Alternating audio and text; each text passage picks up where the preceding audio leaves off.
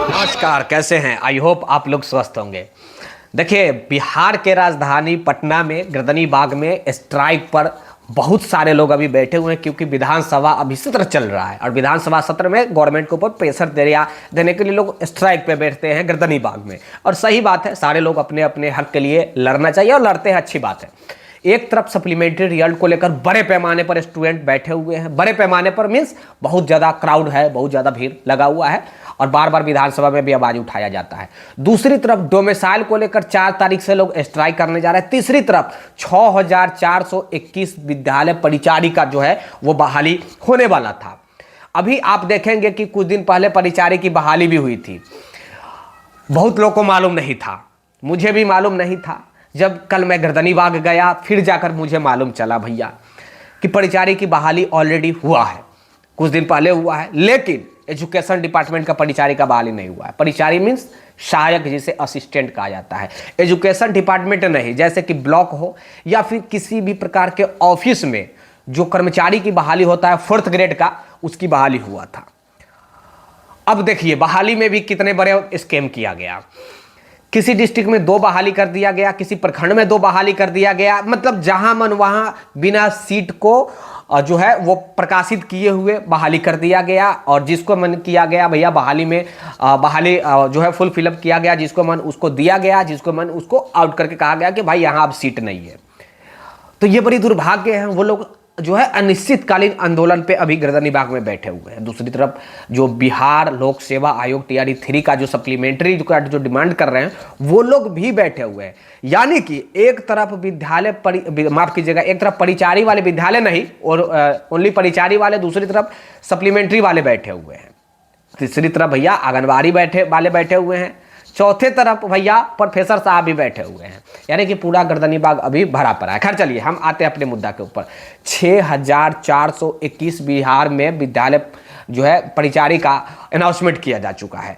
सामान्य प्रशासन विभाग भी अनुमोदित कर चुका है, कैबिनेट से मुहर लग चुका है आज से 6 महीना पहले से।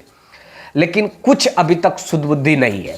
अब स्टूडेंट लोग कह रहे हैं कि भैया हम जो है वो स्ट्राइक करेंगे, जिस प्रकार ये परिचारी वाले अभी स्ट्राइक कर रहे हैं। बहुत लोग का मेरे पास प्रश्न आ रहा है और कमेंट आ रहा है कि भाई आप जो है सारे लोग को जमा कीजिए। साथ ही 4 तारीख से लोग डोमिसाइल को लेकर जो है वो स्ट्राइक करने की तैयारी कर रहे हैं कि डोमिसाइल होना चाहिए। पिछले दिनों आप देखेंगे बिहार विधानसभा में विजय कुमार चौधरी जी हैं, उनका स्पष्ट जवाब हो गया कि भैया हम डोमिसाइल नहीं देंगे। शिक्षा मंत्री का स्पष्ट जवाब, भैया हम डोमिसाइल नहीं देंगे। स्टूडेंटों का डिमांड डोमिसाइल, विपक्ष के नेता का डिमांड डोमिसाइल, बंशीधर ब्रजवासी MLC जो नए वाले जो बने हैं उनका भी डिमांड भैया डोमिसाइल, संदीप सौरभ का जो है विधायक है CPI-ML का, उनका डिमांड डोमिसाइल। यानी कि बिहार के जो हित चाहते हैं, बिहार के युवाओं को फेवर में जो बात करते हैं वो चाहते हैं डोमिसाइल। लेकिन गवर्नमेंट के फेवर में जो नेता मंत्री है, विधायक है, वो कहता है भैया डोमिसाइल नहीं। बड़ी शर्म की बात है। आखिर आप लोग अपना इस पे क्या आप लोग की मंशा है, क्या प्रतिक्रिया है, अपना जरूर दीजिएगा कमेंट बॉक्स के माध्यम से। लेकिन एक चीज कहना चाहूंगा, जो है वो शिक्षा विभाग की सद्बुद्धि खो चुकी है। अब देखिए जो है हॉरिजॉन्टल वर्टिकल के कहानी, हाईकोर्ट से एक ऑर्डर आया है, नोटिस जारी किया गया शिक्षा विभाग को, आप लोग को शायद मालूम नहीं होगा। अब शिक्षा विभाग बोल रही है कि भैया हम वर्टिकल जो है वो वर्टिकल जो है वो आरक्षण का पालन किए हैं और 50% जो है महिलाओं को सीट दिए हैं। BPSC कह रही है कि हॉरिजॉन्टल हम पालन किए हैं और 35% हम जो है वो आरक्षण महिलाओं को दिए हैं। यानी कि BPSC और जो है एजुकेशन डिपार्टमेंट दोनों 2 तरीका की बात कर रही है।